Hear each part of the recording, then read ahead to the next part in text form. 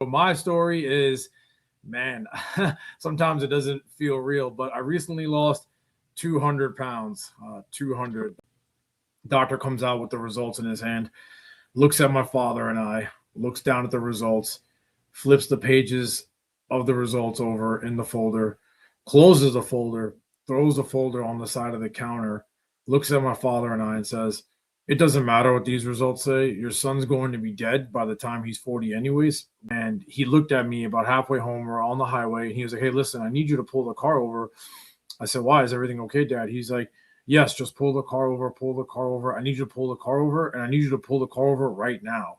So I said, "Okay." I'm like, "We're almost home." He's like, "I don't care. Just pull the car over." So I pulled the car over on the shoulder in the middle of the highway. I said, "Yeah, what's going on?" And he looked right at me in the face and he was like, "Listen, I need you to take this seriously. This isn't a game." And I tell people this all the time. Like, I'm a dad now too. So a lot of times it's the typical parent child, maybe father son or parent child, either way, like in one ear and out the other, right? But this time it was like, my father was like looking at me dead in the eyes and he kind of had like water in his eyes, like tears in his eyes. Like, "Listen, I'm running out of time. Okay. I won't be there to see you get married. I won't be there to see you have kids.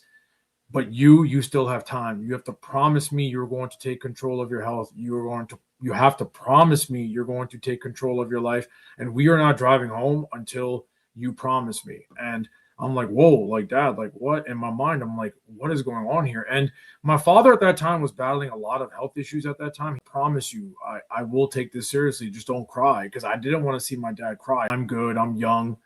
I'm having fun. And then you realize, like, not even a week later, that the doctor tells you you're not going to be alive in 13 years. Your father tells you to your face that he won't be there to see you get married. He won't be there to see you have kids.